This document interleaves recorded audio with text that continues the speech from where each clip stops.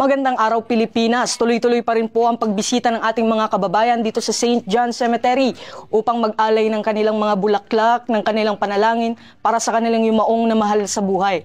Patuloy rin po ang ating kapulisan sa pagpapanatili ng kaayusan at kaligtasan ng ating mga kababayan upang maitawid nila ng matiwasay itong pagdiriwang na ito ngayong araw. Patuloy pa rin ang pagdalaw ng mga kababayan natin sa iba't ibang sementeryo sa bansa upang alalahanin ang kanilang mga yumaong mahal sa buhay ngayong Nobyembre 2 taong kasalukuyan. Kasabay nito, nagpapatuloy rin ang Philippine National Police sa pagpapatupad ng mga hakbang para matiyak ang ligtas at payapang pagdiriwang ng Undas 2025.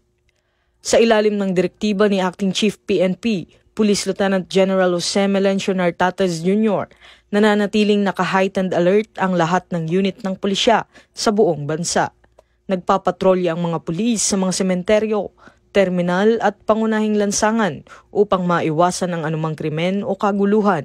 Tinitiyak ng PNP na mananatili ang kanilang presensya hanggang sa matapos ang undas upang masiguro ang kaayusan, kaligtasan at kapayapaan ng publiko sa paggunita ng Araw ng Mga Patay. Ay maganda po yung kasi meron pong nag-a-assist, gano'n. So kung halimbawa nawawala po yung kamag-anak nyo na namatay, pwede nyo pong itanong sa kanila, so matutulungan po kayo.